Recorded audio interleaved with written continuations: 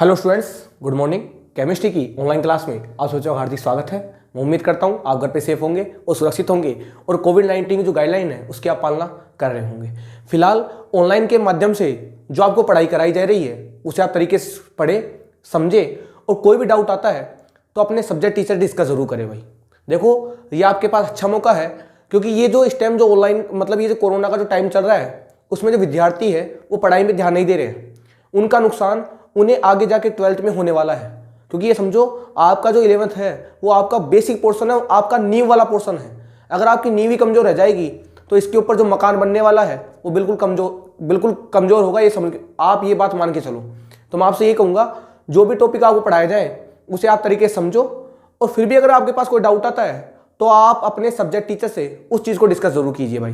Clear बात है? बिना बात किए हम अपने टॉपिक को स्टार्ट करते हैं। हम बात कर रहे थे बोहर के एटॉमिक मॉडल के बारे में और बोहर के परमाणु मॉडल के बारे में मैंने आपको कुछ पॉइंट बताए थे कि जो बोहर का परमाणु मॉडल है वो प्लांक के क्वांटम सिद्धांत पर आ जाता है। बोहर ने दूसरी बात क्या कही कि हमारे पास जो एटम होता है उसके सेंटर में न्यूक्लियस होता है और जो इलेक्ट्रॉन है उसके चारों ओर सर्कुलर ऑर्बिट में चक्कर लगाता है। ये बात बताई थी मैंने आपको। तीसरी बात बोहर ने क्या कही कि जब भी इलेक्ट्रॉन रेस्ट पर होगा तो अंदर लगने वाला आकर्षण बल बाहर लगने वाले अपकेंद्रीय बल के क्या हो जाता है, बराबर हो जाता है। इसका मतलब क्या होगा, kz(e²/r² को क्या हो जाएगा हमारे पास, mv²/r। और मैंने आपसे ये भी कहा था, इस बात को सबसे पहले किसने कहा था, रदरफोर्ड ने।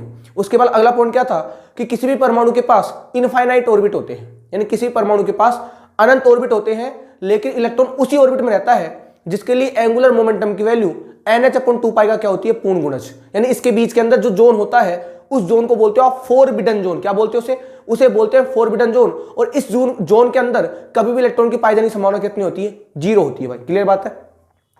इसके अलावा बोहर ने क्या कहा था कि जब भी इलेक्ट्रॉन चक्कर लगाता है, जिस भी ऑर्बिट में चक्कर लगाता है, तो ना तो एनर्जी को लेता है ना ही एनर्जी को देता है। यानी उसके पास जो एनर्जी होती है वो एनर्जी फिक्स होती है। इसलिए उस ऑर्बिट को बोलते हैं, उस इलेक्ट्रॉन का बोलते हैं स्टेशनरी ऑर्बिट। उसे बोलते हैं हिंदी में स्थायी ऊर्जा कक्ष। क्या बोलते हैं, स्थायी ऊर्जा कक्ष।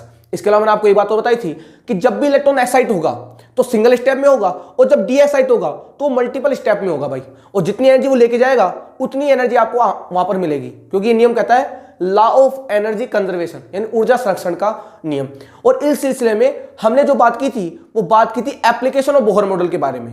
उसमें मैंने आपको चीज बताई थी कैलकुलेशन ऑफ रेडियस, कि बोहर के परमाणु मॉडल के द्वारा आप रेडियस की कैलकुलेशन किस प्रकार करोगे। उसमें हमने जो फॉर्मूला निकाला था वो फॉर्मूला हमारे पास क्या आया था, आ बराबर 0.529 इंटू n²/z। ये वैल्यू किस में थी अपने पास, एंगस्ट्रॉम में। मैं पहले एक बात देख लेता हूं कि आपको ये जो फॉर्मूला लिखा है वो कैमरे में दिखाई दे रहा है कि नहीं दे रहा। क्लियर है भाई? चलो भाई बात को हम स्टार्ट करते हैं। हमारे पास जो रेडियस का फॉर्मूला आया था वो कितना आया था, 0.529 इंटू n²/z एंगस्ट्रॉम। यहां तक कहानी क्लियर थी। यहां पर n बराबर क्या था, यहां पर n बराबर था नंबर ऑफ ऑर्बिट। क्या था हमारे पास, नंबर ऑफ ऑर्बिट। और z बराबर क्या था हमारे पास, एटॉमिक नंबर। क्या था हमारे पास, एटॉमिक नंबर, यानी परमाणु क्रमांक। ये तो हमारे पास परमाणु क्रमांक था और ये हमारे पास क्या था, नंबर ऑफ ऑर्बिट। ये बात इससे पहले वाले लेक्चर में मैं आपके साथ डिस्कस कर चुका। इसके अलावा मैंने आपको दो बातें और बताई थी कि r जो है वो n² के समानुपाती है और जो r है वो z के क्या है भाई, व्यतक्रमानुपाती। यानी जैसे जैसे परमाणु क्रमांक बढ़ेगा वैसे वैसे r की वैल्यू क्या होगी, कम होगी। और जैसे जैसे n बढ़ेगा वैसे वैसे r की वैल्यू क्या होगी, 2 बार बढ़ेगी। यानी हमेशा 2 गुना होने की कोशिश करेगी, क्योंकि स्क्वायर लगा रखा है ना, तो हमेशा क्या हो जाएगी, 2 गुना हो जाएगी। कहानी क्लियर है? ये बात बताई थी मैंने आपको। इसके अलावा मैंने 2 रिलेशन निकलवाए थे यहां से आपको कि अगर आपके पास r1/r2 आता है तो अपने पास हो जाएगा z2/z1 इक्वल टू क्या हो जाएगा हमारे पास, n1² ये फॉर्मूले मैंने निकलवाए थे आपको इन दोनों फॉर्मूलों से बनाकर। क्लियर बात है? अब मैं बात कर रहा हूं इससे आगे कुछ। ये बात तो मैं आपके साथ डिस्कस कर चुका हूं, अब मैं बात कर रहा हूं इससे आगे की। देखो भाई बात क्या होगी, इससे आगे क्या बात करने वाले हैं। अगर मैं बात करूं, हाँ एक बात मैंने आपको और बताई थी कि जो बोहर का परमाणु मॉडल है केवल और केवल सिंगल इलेक्ट्रॉनिक सिस्टम पर लगता है, यानी जिनके पास इलेक्ट्रॉनों की संख्या केवल और केवल 1 होगी उसके लिए क्या लगा सकते हो आप, बोहर का परमाणु मॉडल। यानी बोहर का जो परमाणु मॉडल है केवल उसी सिस्टम पर लगेगा जिसके पास इलेक्ट्रॉन कितने होंगे, केवल और केवल 1। यानी आप बोहर का मॉडल लगा सकते हो हाइड्रोजन पर, आप लगा सकते हो हीलियम प्लस पर, आप लगा सकते हो लिथियम +2 पर, आप लगा सकते हो बेरिलियम +3 पर। इनके ऊपर क्या लगा सकते हो आप, बोहर का परमाणु मॉडल।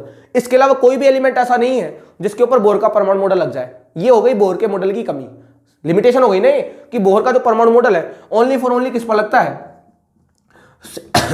सिंगल इलेक्ट्रॉनिक सिस्टम पर। कहां लगता है, सिंगल इलेक्ट्रॉनिक सिस्टम पर। कहानी क्लियर है आपको, बातें आपको क्लियर है? बात आपको समझ में आ रही होगी बिल्कुल। अब मैं बात करता हूं इससे आगे की, कैसे बात करेंगे आगे की, दोनों बात ध्यान से। ये बात इससे पहले वाले लेक्चर तक मैं आपके साथ डिस्कस कर चुका हूं। अगर मान लो मुझे हाइड्रोजन एटम के लिए, अगर मैं एग्जांपल ले लूं हाइड्रोजन एटम का, किसका एग्जांपल ले लूं, मैं एग्जांपल ले रहा हूं जी हाइड्रोजन एटम का। किसका एग्जांपल ले रहा हूं, हाइड्रोजन एटम का। अगर मुझे हाइड्रोजन एटम के लिए, अगर मुझे हाइड्रोजन एटम के लिए रेडियस निकालनी हो तो वो रेडियस कौन कौन सी आएगी और कितने प्रकार की आएंगी। देखो जी, हम जानते हैं हाइड्रोजन के लिए Z बराबर कितना होता है 1। जानते हो ना इस चीज को तो आप, कि हाइड्रोजन का जो परमाणु क्रमांक होता है वो कितना होता है 1। अब n क्या है, n तो नंबर ऑफ ऑर्बिट है, वो अलग अलग होंगे, हर ऑर्बिट के लिए वैल्यू क्या होगी अपने पास, अलग होगी। अगर मान लो मेरे पास n बराबर 1 हो, अगर मेरे पास n बराबर कितना हो 1, तो रेडियस कितनी आएगी मेरे पास, r बराबर फॉर्मूला बनेगा 0.529 इंटू n की वैल्यू कितनी है हमारे पास भाई, n स्क्वायर अपॉन z है ना, n की वैल्यू कितनी है हमारे पास 1, तो आप 1 का करोगे स्क्वायर अपॉन में z की वैल्यू कितनी है हमारे पास 1, साथ में क्या आएगा हमारे पास एंगस्ट्रॉम आएगा नहीं आएगा। वो आप जानते हो 1 का स्क्वायर क्या होता है 1 होता है, और 1 का बटे दोगे तो भी क्या आएगा 1 आएगा। भाई इसको जब सोल्व करोगे आप कितना आएगा हमारे पास 0.529 एंगस्ट्रॉम, बताओ आएगा नहीं आएगा, 0.529 क्या आएगा हमारे पास एंगस्ट्रॉम। दिख रहा है साथ साथ आपको, बात आपको क्लियर है क्या, ध्यान से देख लीजिए आप इस चीज को, कि अगर हमको हाइड्रोजन परमाणु के लिए, अगर हमें हाइड्रोजन परमाणु के लिए अगर n बराबर 1 के लिए रेडियस निकालनी हो तो हम जानते हैं रेडियस का फॉर्मूला क्या होता है 0.529 into N square upon Z angstrom. n की वैल्यू हमारे पास कितनी 1, z की वैल्यू हमारे पास कितनी 1, तो रख दो वैल्यू को यहां पर, बताओ क्या बनेगा 0.529, 1 का स्क्वायर करोगे 1 आएगा, और जब 1 का भाग दोगे तो भी तो 1 ही आएगा, और 1 को लिखने की हमको आवश्यकता है नहीं, साथ में क्या लिख दोगे एंगस्ट्रॉम। इसे बोलते हैं, इसे दिखाते हैं ए नोट से। ये जो वैल्यू मैंने आपके साथ लिखी है इस वैल्यू को दिखाते हैं ए नोट से। ये 90 नहीं है भाई, ये 90 नहीं है, ये अपने पास है ए नोट। क्या है हमारे पास ए नोट, इसे बोलते हैं बोहर रेडियस। इसे क्या बोलते हैं, इंपॉर्टेंट बात है ध्यान रखना इस चीज को, इसे बोलते हैं बोहर रेडियस। इसे क्या बोलते हैं बोहर रेडियस, इसे बोलते हैं बोहर की त्रिज्या। इससे छोटी त्रिज्या क्या हो सकती है क्या भाई, हाइड्रोजन परमाणु से छोटा परमाणु नहीं हो सकता, और n बराबर 1 से छोटा ऑर्बिट नहीं हो सकता। यानी आप ये कह सकते हो कि बोहर के परमाणु मॉडल की सबसे छोटी त्रिज्या कौन सी होती है, ये होती है 0.529 एंगस्ट्रॉम, जिसे क्या बोलते हैं हम ए नोट। क्या बोलते हैं ए नोट, ये इसे बोला जाता है बोहर त्रिज्या। क्या बोलते हैं इसे बोलते हैं बोहर त्रिज्या। अब भाई आप आर की वैल्यू, भाई जेड कम से कम कितना होगा 1, और एन भी कम से कम कितना होगा 1 होगा कि नहीं होगा, तो सबसे छोटी वैल्यू कितनी आएगी ए नोट आएगी नहीं आएगी, ए नोट आएगी नहीं आएगी। अब देखो मैं इस फॉर्मूले को थोड़ा चेंज कर रहा हूं, हमको पता है हमारे पास क्या आ गया आ बराबर क्या आ गया 0.529 एंगस्ट्रॉम बराबर क्या आ गया हमारे पास ए नोट। यानी ये वैल्यू जो है वो किसकी वैल्यू हो गई, बताओ ए नोट की वैल्यू हुई कि नहीं। तो इस वैल्यू को क्या मैं इस बार फॉर्मूले लिख सकता हूं क्या, देखो आप इस बात समझो ध्यान से, हमारे पास हाइड्रोजन परमाणु है, इस हाइड्रोजन परमाणु के लिए जेड बराबर कितना होता है हमारे पास 1 होता है, एन की वैल्यू कितनी लेके चल रहा हूं मैं 1, तो यहां पर 1 हो गया, 1 का स्क्वायर क्या होगा 1 होगा, जेड बराबर क्या रख दोगे 1, तो बताओ ये वैल्यू इसके बराबर आएगी नहीं आएगी। इसे बोलते हो आप बोहर रेडियस, इसे क्या बोलते हो आप बोहर रेडियस।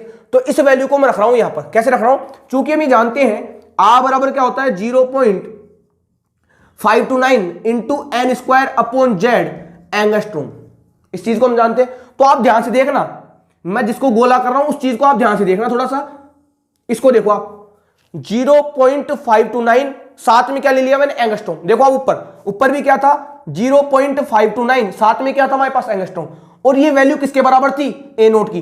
तो इस वैल्यू की जगह क्या मैं ए नोट रख सकता हूं क्या भाई, रख सकता हूं ना। तो बताओ आ बराबर क्या बनेगा, आ बराबर क्या बनेगा हमारे पास, इसकी जगह आ जाएगा ए नोट, साथ में क्या आएगा एन स्क्वायर अपॉन जेड। बताओ हमारे पास इस रेडियस का नया फॉर्मूला आया कि नहीं आया, आ गया नया फॉर्मूला हमारे पास। कहानी क्लियर है क्या, कहानी क्लियर है आपको, कि हम जानते हैं ये जो आया हमारे पास है वो आती है 0.529 एंगस्ट्रॉम इक्वल टू क्या होता है ए नोट। तो इसकी जगह ये ऊपर वाला तो बन गया है, इसकी जगह क्या मैं ए नोट को रख सकता हूं क्या, तो इसकी जगह रख दिया मैंने ए नोट, साथ में आ गया अपने पास एन स्क्वायर अपॉन जेड। बताओ रेडियस आएगी नहीं आएगी। इस फॉर्मूले से भी क्या निकाल सकते हो आप, इस फॉर्मूले से आप डायरेक्ट रेडियस को निकाल सकते हो। ध्यान से देख लो इस कॉन्सेप्ट को, ये एक इंपॉर्टेंट कॉन्सेप्ट है जो मैं आपके साथ डिस्कस कर रहा हूं। इस फॉर्मूले से भी आप, ये ए नोट है ध्यान रखना, इस फॉर्मूले से भी आप क्या निकाल सकते हो, रेडियस को निकाल सकते हो। कैसे निकाल सकते हो, इस फॉर्मूले से भी क्या निकाल सकते हो आप, रेडियस। कैसे निकालोगे, ये तो हमारे पास होगी R1, क्या हो गई हमारे पास, ये तो हमारे पास R1 हो गई ना। अगर मान लो मुझे पूछे जाए R2, क्या पूछी जाए मुझे R2, तो क्या करोगे, इसी वैल्यू को चेंज करोगे ना, आगे क्या लगा दोगे आप ए नोट, क्या लगा दोगे ए नोट। R2 का मतलब क्या होगा, n की वैल्यू 2 होगी, तो 2 का स्क्वायर कर दोगे। अब बटे में जेड तो लिखने की आवश्यकता है नहीं, क्योंकि हाइड्रोजन के लिए जेड कितना होता है 1 ही होता है। तो जब 2 का स्क्वायर करोगे तो 4 आएगा नहीं आएगा, तो वैल्यू कितनी आ जाएगी मेरे पास 4 ए नोट आएगी नहीं आएगी। 3 के लिए कितनी आएगी, जेड बराबर 1, 3 का स्क्वायर कितना होगा 9, बताओ 9 ए नोट आएगी नहीं आएगी। 4 के लिए कितनी आएगी 16 ए नोट, 5 के लिए क्या आएगी 15 ए नोट। बताओ निकाल सकते हो नहीं निकाल सकते। डायरेक्ट इस वैल्यू में, डायरेक्ट इस फॉर्मूले में वैल्यू आप पुट करोगे, बताओ आपके पास रेडियस आएगी नहीं आएगी। ध्यान से देख लो इस फॉर्मूले को। जैसे इस फॉर्मूले में आप वैल्यू को पुट करोगे, जैसे इस फॉर्मूले में आप वैल्यू को पुट करोगे, आपके पास क्या आ जाएगी, आपके पास आ जाएगी रेडियस की वैल्यू। किसकी वैल्यू आ जाएगी आपके पास, आपके पास आ जाएगी रेडियस की वैल्यू। कहानी क्लियर है, कहानी क्लियर है। अब समझा रहा हूं मैं आपको एग्जांपल। यानी ये अपने पास हाइड्रोजन एटम के लिए R1 की वैल्यू हो गई, ये हमारे पास R2 की वैल्यू हो गई, हमारे पास R3 की वैल्यू कितनी होगी, रखो 3 यहां पर, 3 3 9, और 9 को जब ए नोट से मल्टीप्लाई करो क्या बनेगा हमारे पास 9 ए नोट आएगा नहीं आएगा। R4 कितना आएगा हमारे पास, एन की वैल्यू 4 आ जाएगी, 4 चौके 16, जेड तो हमारे पास 1 होगा हाइड्रोजन के लिए, 16 को से मल्टीप्लाई करो ए नोट, बताओ 16 ए नोट आएगी नहीं आएगी। 5 के लिए कितनी आ जाएगी मेरे पास 25 ए नोट, कितनी आ जाएगी 25 ए नोट, कितनी आ जाएगी मेरे पास 5 के लिए कितनी आ जाएगी 25 ए नोट। कहानी क्लियर है। यानी आपको एन की वैल्यू रखनी है और सीधा आंसर लेके आना है, आपको ज्यादा दिमाग लगाने की आवश्यकता नहीं है, क्योंकि हम जानते हैं 0.529 एंगस्ट्रॉम किसके बराबर होता है ए नोट के। इस वैल्यू को रखा है यहां पर, बताओ आंसर आएगा नहीं आएगा आपके पास, आएगा ना आंसर। आंसर क्लियर है, पता लग गया मैं क्या कहना चाहता हूं, क्योंकि हम ये जानते थे रेडियस का फॉर्मूला क्या होता है 0.529 into N square upon Z angstrom.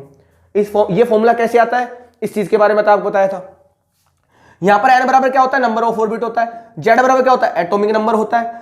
हम जानते हैं हाइड्रोजन परमाणु के लिए जेड बराबर कितना होगा 1 होगा, और अगर मैं एन की वैल्यू 1 लेके चलूं तो वैल्यू को पुट कर दूं यहां पर आएगा 1 का स्क्वायर अपॉन 1, अपने पास वैल्यू कितनी आ जाएगी 0.529 एंगस्ट्रॉम, और ये वैल्यू किसके बराबर होती है ए नोट की। इसे बोलते हैं बोहर रेडियस, इसे क्या बोलते हैं बोहर रेडियस। तो इस फॉर्मूले में अगर मैं इस फॉर्मूले में इसकी वैल्यू को पुट कर दूं यहां से, तो ये ए नोट आ जाएगा। फॉर्मूला क्या बनेगा a nought into N square upon z. यानी आप सीधे इस फॉर्मूले से क्या निकाल सकते हो रेडियस, यानी आप सीधे इस फॉर्मूले से क्या निकाल सकते हो भाई रेडियस निकाल सकते हो कि नहीं निकाल सकते। कहानी क्लियर है आपको, कॉन्सेप्ट क्लियर है कि अगर आप डायरेक्ट निकालोगे तो कैसे निकलेगा वो, आपके साथ बोर्ड पे लिखा हुआ है, आप पूरी चीज को समझ जाइए कि अगर आपको एग्जाम में सीधी रेडियस निकालने के लिए कहा जाए तो आप किस प्रकार से रेडियस को कैलकुलेट करोगे। कहानी क्लियर है। अब मैं बात करता हूं इसको डायग्राम बना के, कुछ मुझको इंपॉर्टेंट बात करनी है यहां पर, उसके लिए मुझे डायग्राम बनाना पड़ेगा, उसके बाद मैं आगे की बातें आपके साथ डिस्कस करने जा रहा हूं। इसको मैं साफ कर देता हूं, आप इसका स्क्रीनशॉट ले सकते हो और उसे बाद में लिख सकते हो भाई।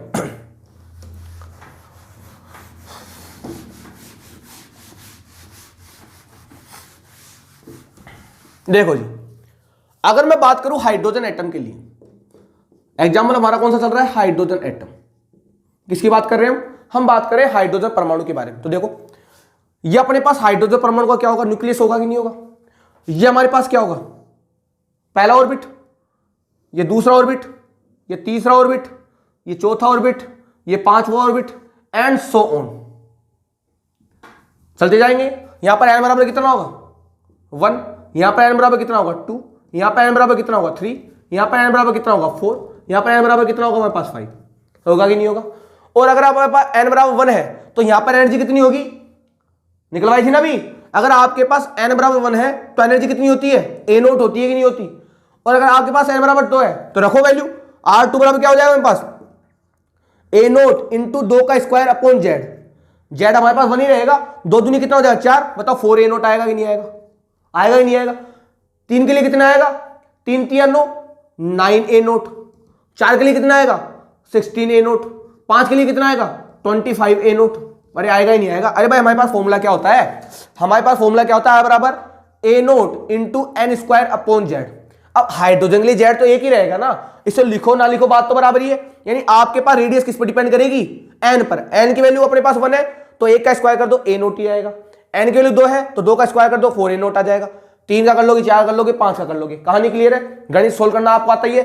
यानी आपके पास कितनी होगी पहले ऑर्बिट की एनर्जी, वो रेडियस कितनी होगी ए नोट, दूसरे की 4 ए नोट, तीसरे की 9 ए नोट, चौथे की 16 ए नोट, पांचवे कितनी होगी 25 ए नोट। बताओ आएगी नहीं आएगी। अब देखो आप ये तो आपके पास ऑर्बिट है, अब बीच का जो जोन कहलाता है इसे क्या बोला था, इसे आपने बोला था फोरबिडन जोन। क्या बोला था इसे आपने, इसे आपने बोला था जी फोरबिडन जोन। क्या बोला था इसे आपने फोरबिडन जोन, क्या बोला था इसे आपने फोरबिडन जोन। अब देखो इसकी डिस्टेंस कितनी होगी, देखो ये 4 ए नोट है और ये ए नोट है, तो बताओ 4 ए नोट में जब ए नोट जाएगा बताओ कितना बचेगा 3 ए नोट आएगा नहीं आएगा। यानी यहां से लेके यहां तक की डिस्टेंस कितनी हो गई, अरे भाई 4 में से 1 हटा लोगे ना, 4 ए नोट में जब ए नोट जाएगा कितना बचेगा 3 ए नोट ही तो बचेगा।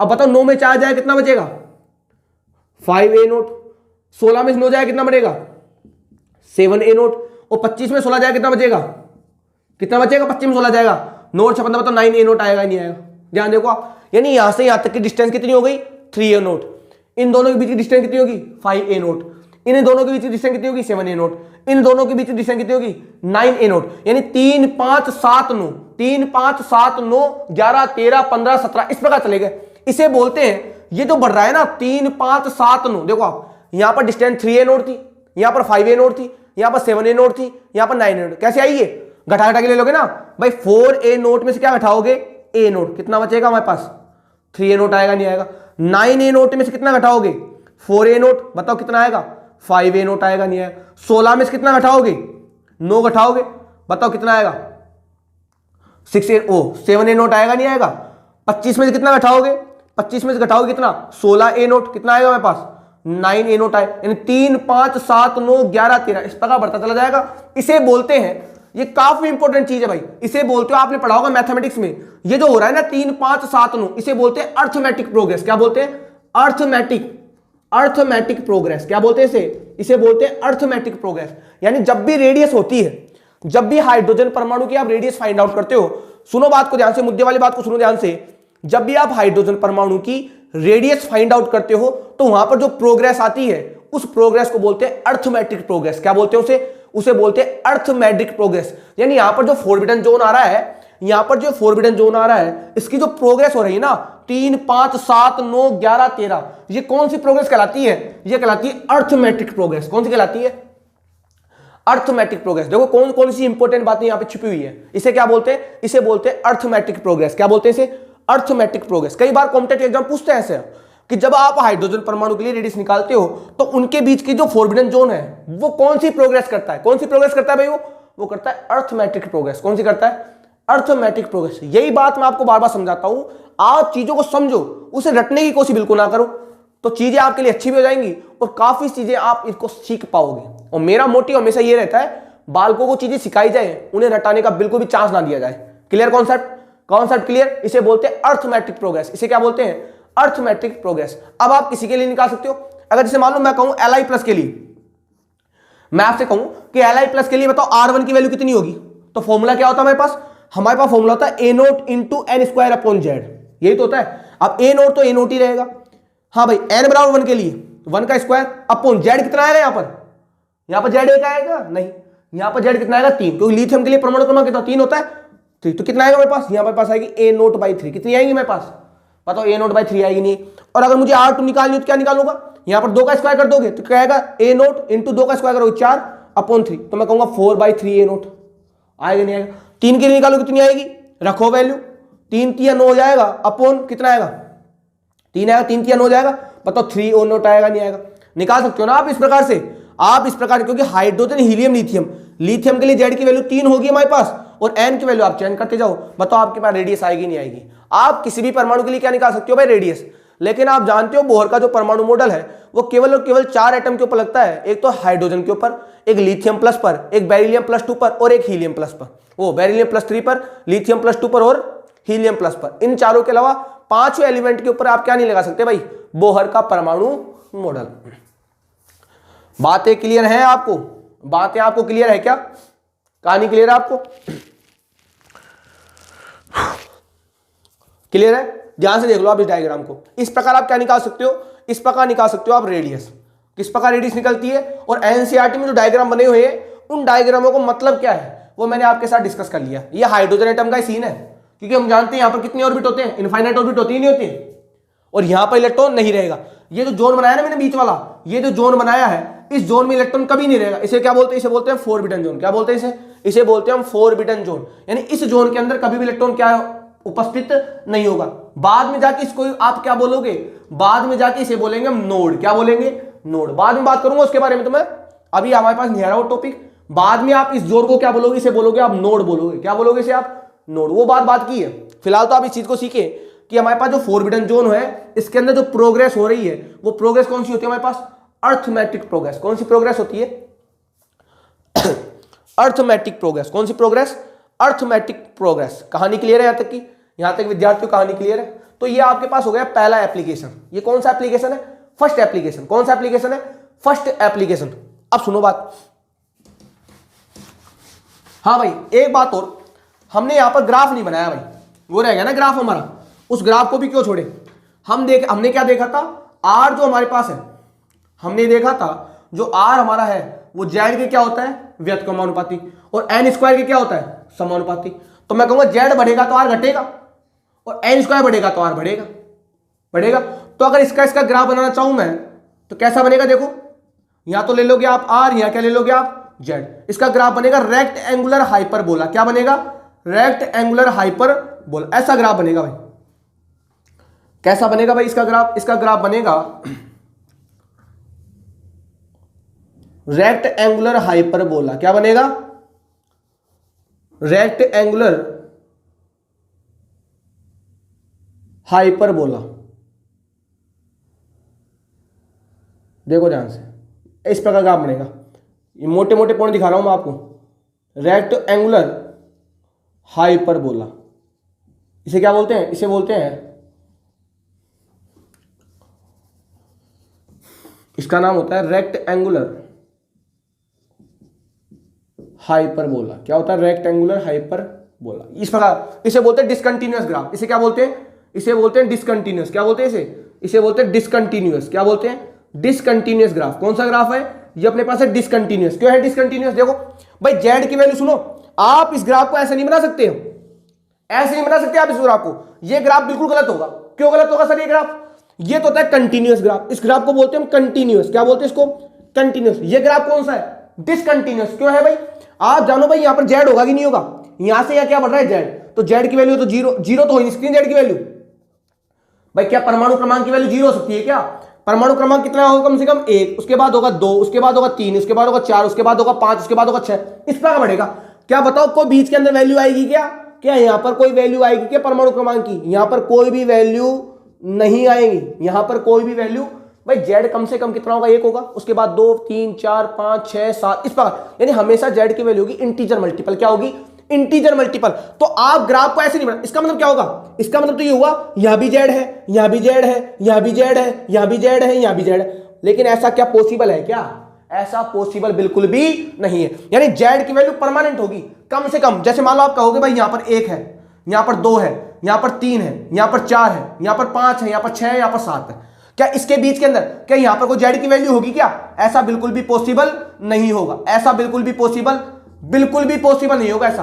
यानी हमेशा एक के बाद कितनी वैल्यू आएगी, 2, यानी बीच के अंदर 1.5, 2.5 ऐसी वैल्यू एग्जिस्ट नहीं करेगी। इसलिए जो ग्राफ बन जाता है उस ग्राफ को बोलते हैं डिसकंटिन्यूअस। ध्यान रखना, ये ग्राफ कैसा होगा, डिसकंटिन्यूअस। कैसा होगा, डिसकंटिन्यूअस, क्योंकि एन की वैल्यू और जेड की वैल्यू हमेशा क्या होती है, इंटीजर मल्टीपल। एक के बाद 2, 3, 4, 5, 6, 7 इस प्रकार चलती है, 1.5, 2.5, 3.5 इस प्रकार। कोई फंडामेंटल अप्रोच एन और जेड के लिए क्या नहीं होता, वैलिड नहीं होता। बात समझ में ये क्या कह रहा हूं मैं। तो ग्राफ बनेगा, उस ग्राफ को बोलेंगे अपन डिसकंटिन्यूअस। क्या बोलेंगे उसे बोलेंगे डिसकंटिन्यूअस ग्राफ। साफ सा बना देता हूं मैं, समझ में आ गई बात मैं क्या कह रहा हूं। यहां तो लोगे आप आर, यहां लोगे आप जेड, तो ग्राफ कैसा बनेगा, ग्राफ कुछ ऐसा बनेगा भाई। ग्राफ ऐसा बनेगा, इनको डॉट डॉट लाइन से जोड़ोगे आप, इन्हें आप हार्ड लाइन से नहीं जोड़ सकते क्योंकि बीच की कोई वैल्यू वहां पर एग्जिस्ट नहीं। बोले इसे बोलते हैं, इसे बताया था मैंने आपको, इसे बोलते हैं रेक्ट एंगुलर हाइपरबोला। क्या बोलते हैं, रेक्ट एंगुलर हाइपरबोला। और ये ग्राफ कैसा होता है, ये ग्राफ होता है मेरे पास डिसकंटिन्यूअस। क्या होता है, डिसकंटिन्यूअस। इसके अलावा ये ग्राफ कैसा बनेगा, ये ग्राफ कुछ ऐसा बनेगा। यहां पर आर लोगे आप, यहां पर आप क्या लोगे, एन लोगे, तो ग्राफ कैसा बनेगा, ऐसा पैराबोला। एक्सपोनेंशियल ई की पावर जब एक्स होती है तो ग्राफ ऐसा बनता है। यहां भी वैल्यू कैसी होगी, डिसकंटिन्यूअस। क्यों होगी डिसकंटिन्यूअस, जानते हो आप डिसकंटिन्यूअस क्यों होगा ग्राफ, ये ग्राफ डिसकंटिन्यूअस क्यों होगा, डिसकंटिन्यूअस, क्योंकि एन की वैल्यू क्या होगी, कम से कम 1, 2, 3, 4, क्या 1.5, 2.5, 3.5 ऐसी वैल्यू होगी क्या इनकी, नहीं होगी। तो ग्राफ भी कैसा बनेगा, ऐसा बनेगा। इस ग्राफ को क्या बोलते हैं, इसका नाम क्या होता है, इसे बोलते हैं पैराबोला। और ये क्या होगा हमारे पास, ये भी कैसा होगा, ये भी हमारे पास होगा डिसकंटिन्यूअस। क्या होगा हमारे पास, डिसकंटिन्यूअस। क्या होगा हमारे पास, डिसकंटिन्यूअस। यानी दोनों ग्राफ कैसे आएंगे, दोनों ग्राफ आपके सामने आएंगे डिसकंटिन्यूअस। कैसे ग्राफ आएंगे, डिसकंटिन्यूअस। साफ साफ देख लो इन ग्राफों को। ग्राफ के बारे में आपको जानकारी होनी ही चाहिए भाई। ग्राफ कैसे होंगे भाई, डिसकंटिन्यूअस। कैसे होंगे ग्राफ, डिसकंटिन्यूअस। काफी इंपॉर्टेंट चीजें, ये चीजें आपको किताबों में नहीं मिलेंगी। ये इंपॉर्टेंट बातें जो मैं आपके साथ डिस्कस कर रहा हूं भाई। ये कॉम्पिटिटिव अप्रोच है, जो आपके जो जेडब्ल्यू नीट की एग्जाम होती है उनके अंदर इस प्रकार की अप्रोच काम करती है। कहानी क्लियर है आपको। इसे बोलते हैं डिसकंटिन्यूअस ग्राफ। ये ग्राफ भी कैसा होता है? डिसकंटिन्यूअस, क्योंकि एन और जेड की वैल्यू कभी फ्रैक्शन में नहीं आएंगी, एक के बाद 2 3 4 5 इस प्रकार आएंगी। कहानी क्लियर है आपकी? यहां तक बात आपको क्लियर है? ध्यान से देख लो आप इस चीज को, आप समझ जाओगे ग्राफ किस प्रकार से बनाए जाते हैं। पता लग जाएगा आपको ग्राफ के बारे में कि ग्राफ किस प्रकार से बनाए जाते हैं। कहानी क्लियर है? मिटा दूं? तो ये बात तो हो गई रेडियस के बारे में, ये हमने पढ़ लिया रेडियस कि बोहर के परमाणु मॉडल के द्वारा आप रेडियस की कैलकुलेशन किस प्रकार करोगे। अब मैं बात कर रहा हूं वेलोसिटी के बारे में। किसके बारे में बात कर रहे हैं? अब हम बात कर रहे हैं वेलोसिटी के बारे में। यानी हमारे पास सेकंड एप्लीकेशन, हमारे पास calculation of velocity of electron. क्या निकालना चाहते हैं हम? इलेक्ट्रॉन की वेलोसिटी। क्या निकालना चाहते हैं हम? इलेक्ट्रॉन की वेलोसिटी। कि इलेक्ट्रॉन की वेलोसिटी कितनी होगी, इलेक्ट्रॉन की वेलोसिटी कितनी होगी। देखो कैसे निकालेंगे, चूंकि हम जानते हैं mvr इक्वल टू क्या होता है? NH/2π। जानते हो इस चीज को? आप बताया था ना, बोहर ने तो बताया था कि इलेक्ट्रॉन वही रहेगा जिसके लिए कोणीय संवेग का मान क्या होगा? NH/2π का पूर्ण गुणज। इस फॉर्मूले को हम जानते हैं। तो बताओ यहां से v बराबर क्या आएगा? यहां से v बराबर क्या आएगा? NH/2π, और ये m और r बताओ बटे में जाएगा नहीं जाएगा? इक्वेशन नंबर क्या होगा मेरे पास?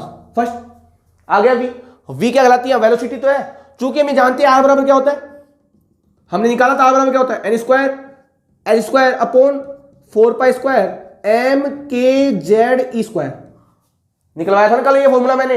ये वैल्यू किसकी होती है? रेडियस की। Equation number 2।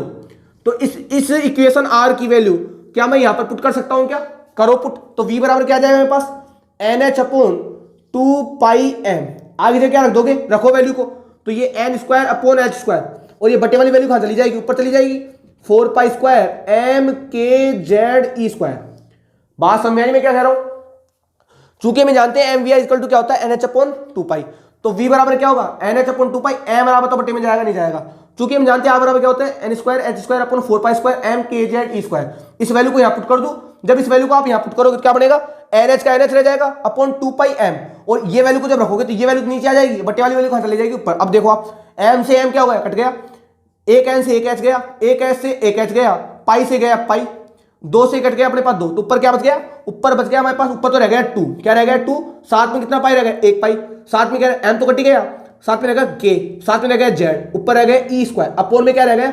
एक रह गया n, एक रह गया हमारे पास h। बताओ रहेगा नहीं रहेगा? दिख रहा है साथ साथ आपको?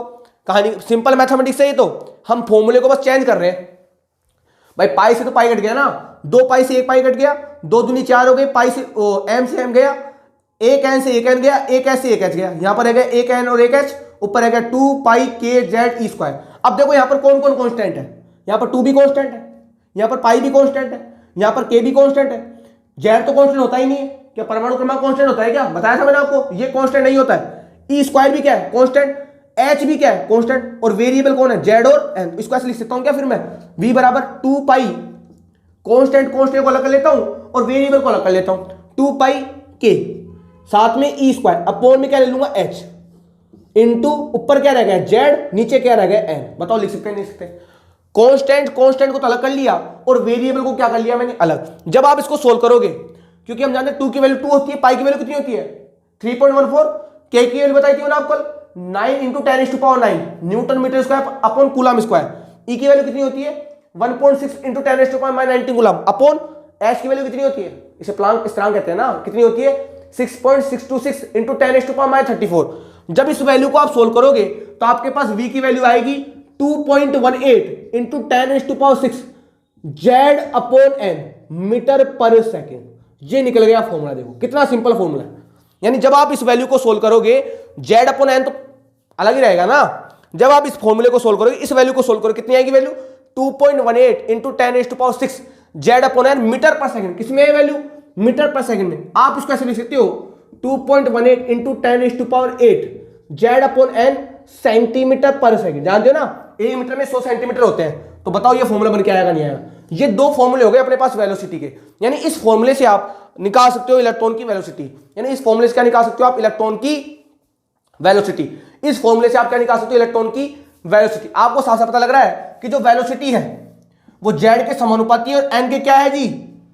बताओ, व्यतक्रमानुपाती है। साफ साफ दिख रहा है ना आपको फॉर्मूले में कि वेलोसिटी z के समानुपाती है, n की क्या है?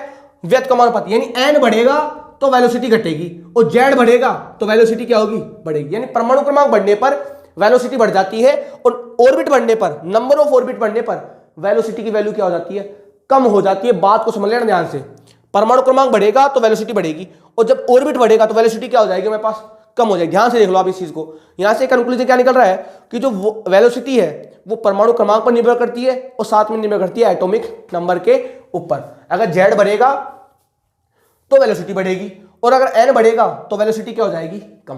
कहानी क्लियर है। आगे की बात करेंगे हम आगे वाले लेक्चर में। अभी तक मुझको इसके ग्राफ बताने हैं आपको, उसके और 2-3 फॉर्मूले जो बनते हैं वो भी मैं आपके साथ डिस्कस करने वाला हूं। जो आपको पढ़ाया जाता है उसको आप तरीके से पढ़िए, उसके नोट्स बनाइए, और फिर भी अगर कोई डाउट रह जाता है तो आप मुझसे शेयर कर सकते हैं भाई। क्लियर। आज के लिए इतना ही, धन्यवाद।